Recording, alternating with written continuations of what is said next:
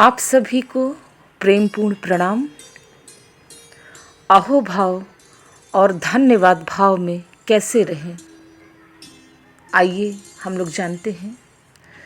Gratitude, this is the highest quality of thankfulness.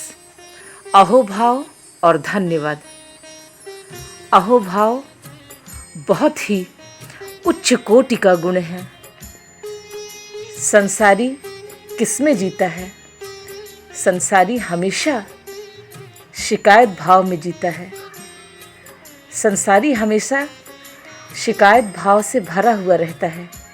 महत्व ये नहीं रखता है कि तुमको शिकायत किससे है, महत्व ये है कि तुमको शिकायत है। और हर शिकायत परमात्मा के प्रति ही शिकायत है। अगर तुम कहते हो कि हमारे जीवन में सिर्फ दुख ही दुख है, तो तुमको शिकायत परमात्मा से है।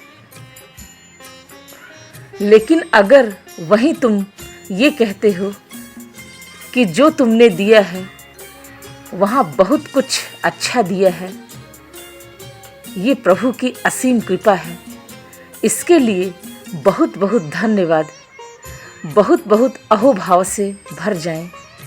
ऐसा चित्त कभी भी दुखी नहीं होता है। तुम्हारा हर अहोभाव, तुम्हारा हर धन्यवाद परमात्मा के प्रति अहोभाव, धन्यवाद भाव है।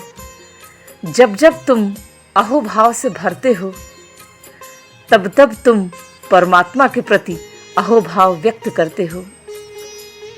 तुम्हारी हर शिकायत परमात्मा के प्रति शिकायत है और तुम्हारा हर अहोभाव परमात्मा के प्रति अहोभाव है।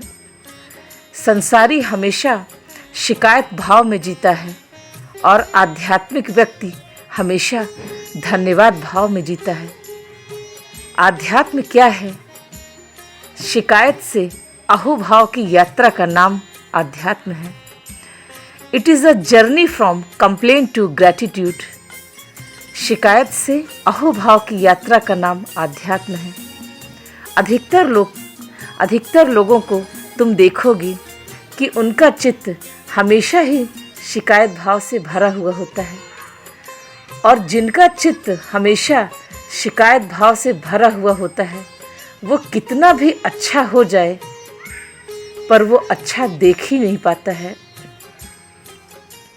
शिकायत भाव से भरा हुआ व्यक्ति अच्छा देख ही नहीं पाता है।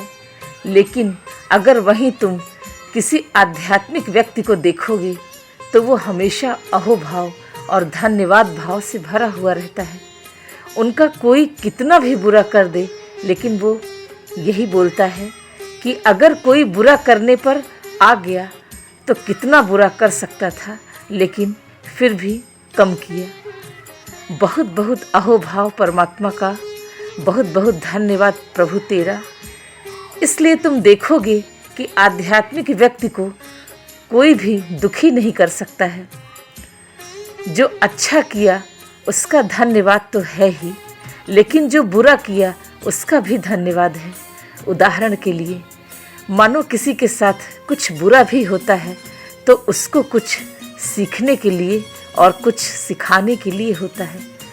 जिसका मन हमेशा शिकायतों से भरा है, वो व्यक्ति हर चीज़ों के प्रति नकारात्मक दृष्टिकोण रखता है।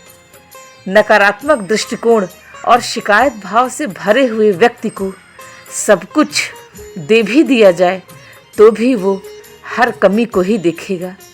इसको कहते हैं नास्ति भाव, यानी कि नकारात्मक दृष्टिकोण या शिकायत भाव से भरा हुआ व्यक्ति। शिकायत भाव से भरा हुआ व्यक्ति हमेशा अशांत और दुखी रहता है। शिकायत से भरा हुआ व्यक्ति हमेशा अभाव में जीता है और उसको हर चीज़ की कमी महसूस होती है। उसका दृष्टिकोण ही नकारात्मक होता है, एकदम निगेटिविटी से भरा हुआ होता है। ऐसा व्यक्ति कभी भी धन्यवाद भाव और अहोभाव में जी ही नहीं सकता है। अगर हमारी दृष्टि हमेशा अभाव पर जाती है तो वो व्यक्ति हमेशा शिकायत भाव में जिएगा और अगर हमारे पास जो है उस पर नज़र होगी तो धन्यवाद भाव पैदा होगा। जो है उसका न करता मान, जो नहीं मिला तो परेशान। हमारे पास जो है उसके प्रति धन्यवाद भाव और अहोभाव से भरें। इस दुनिया में धन्यवाद भाव और अहोभाव से भरे हुए लोग बहुत कम हैं। हम कभी भी किसी भी चीज़ के प्रति धन्यवाद भाव और अहोभाव से कभी नहीं भरते हैं। अपने मन को हमेशा अहोभाव से भरो और सभी के प्रति धन्यवाद भाव रखो।